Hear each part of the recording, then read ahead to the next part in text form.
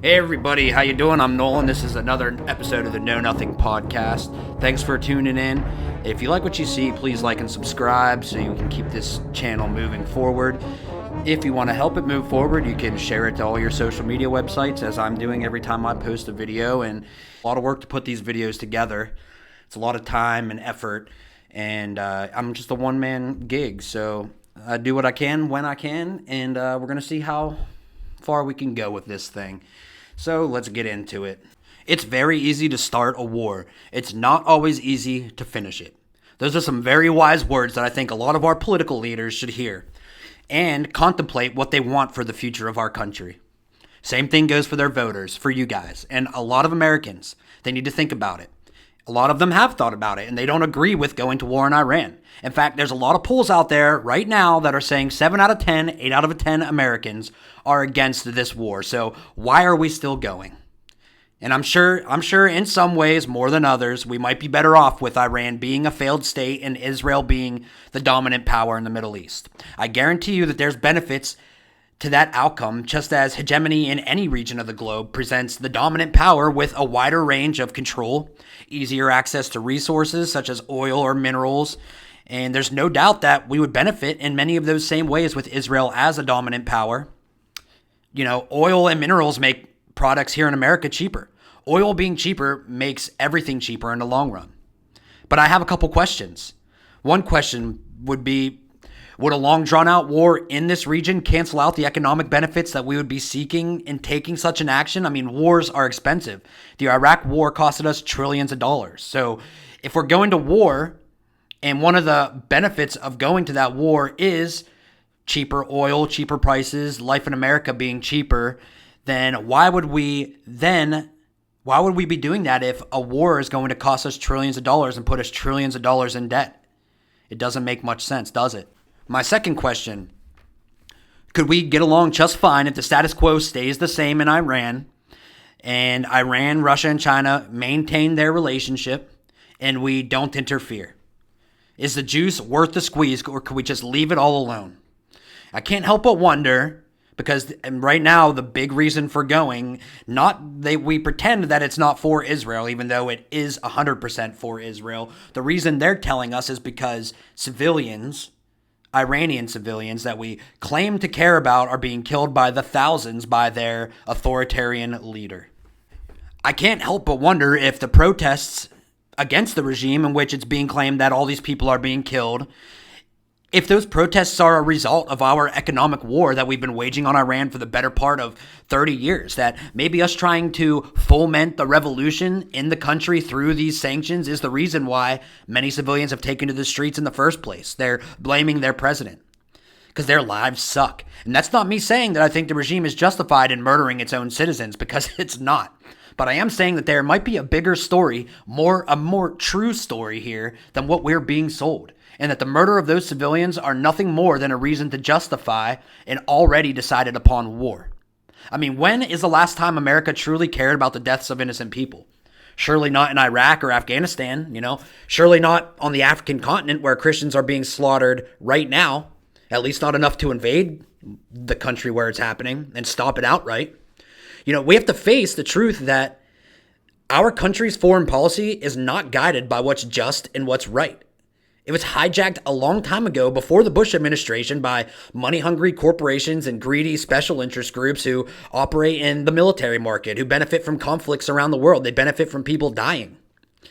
It's the military-industrial complex that we've heard so much about. The civilian contractors of the world. They determine our foreign policy, and that determination is based not off peace, but off of profit. And if you are wondering why 8 out of 10 Americans oppose this war, it's because everybody knows this to be true. We've lived through the last 2 decades of our foreign policy. We've heard about the truth of the Dick Cheneys around the world and all the contractors who made billions off the Iraq war. We know we were lied to about weapons of mass destruction. We watched a Republican candidate get elected after Obama get put into office twice on the premise that he would end our foreign entanglements and our forein wars. Current strategy of nation building and regime change is a proven absolute failure. We will break the cycle of regime change. We must abandon the failed policy of nation building and regime change that Hillary Clinton pushed in Iraq, in Libya, in Egypt, and in Syria. Regime change takes chaos. You've seen how that works over the last 20 years. That hasn't been too good. Not a reckless interventionist globalism. We're getting out of. And then we watched that same candidate make a 180 turn around and support a hostile Israeli government in their war against the Gazan people and the surrounding Middle Eastern country, basically the entire Middle East. We watched that same candidate bomb Iran within the first, 6 months of his being elected back into office. And now we're watching that same president who promised us that our foreign entanglements would end. We're watching him amass forces on the Iranian coast, promising the leaders in Iran that he's going to strike any day now. And it looks like he's going to. The American people spoke loud and clear in the last election that we were done with foreign wars. And how did our representative government respond? Well, not in the direction of the will of its people, but completely counter to their desires. So we also learned that despite what we were told about our government, of the people, by the people, and for the people, we actually have no say over our foreign policy. Our leaders can initiate a war of aggression against the wishes of its people, who are supposed to control that government, who put their elected representatives into power to carry out their will. So we know now that our system in that regard is very broken. But we also know that there's nothing we can do about it to fix that system, because the people who run the system have no desire for it to change for the better, because those people profit over the system's biggest problems. Remember, they profit off of people dying. They're rich off of blood money. And those evil people are protected by the strongest military in the world and the most powerful intelligence agencies in the world. So you can't remove them from power. And how do I know for sure that this system is broken? Well, about 1 in 5 people support a war in Iran, right? That's a very, very, very small amount of Americans who are okay with this. However, in the halls of Congress, a place where the two sides never agree on anything, they hate each other, in the State of the Union the other night, one side stands and claps for everything, the other side remains seated and heckles and yells at the president. In a place like that, we see both sides standing and clapping together in unison whenever we talk about the war in Iran and overthrowing the Iranian government. And are at this moment again pursuing their sinister ambitions. We are in negotiations with them. They want to make a deal, but we haven't heard those secret words. We will never have a nuclear weapon. My preference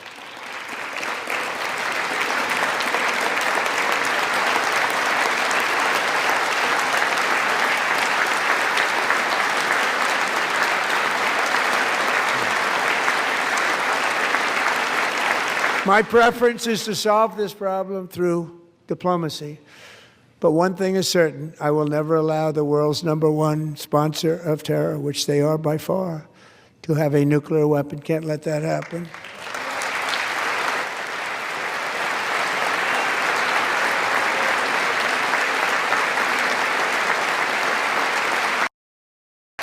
For decades. So the Uniparty of Washington, D.C. strikes again because they always agree whenever it comes to big war. Everything that they agree on is always terrible for the American people.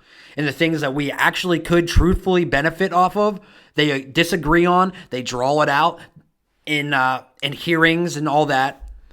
And they make it basically impossible for good bills and good laws to get enacted into the American government. That's how business as usual is in Washington. So that means all of Congress is for going to war with Iran, while in contrast, almost all of their voters are opposed to it. And what's even worse is none of these people standing and cheering on one another for war are going to be fighting in that war. No, they will stay in their office far and comfortable, far away from the battlefield, while they send their citizens, the people who least want to fight that war, to fight and die for their idiotic ambitions. And those citizens, those people fighting and dying, are me and you. They don't care about what you have going on in your life, the kids that you have to live for, the dreams that you have. None of it matters. They are more than willing to send you to Iran or anywhere else to fight their conflicts for them. And if that's not enough, if that's not insulting enough, they're hoping that lower gas prices will be enough to make you shut up and accept it. Well, I don't think you know what? I don't even think it matters to them whether or not you accept it, because after all, what are you going to do about it? Nothing.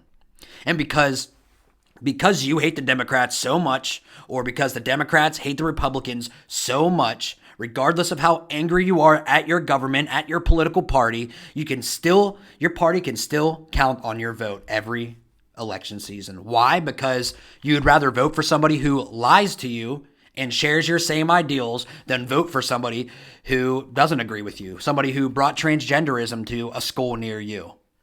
They don't even respect you enough to make up a new lie about why we should go.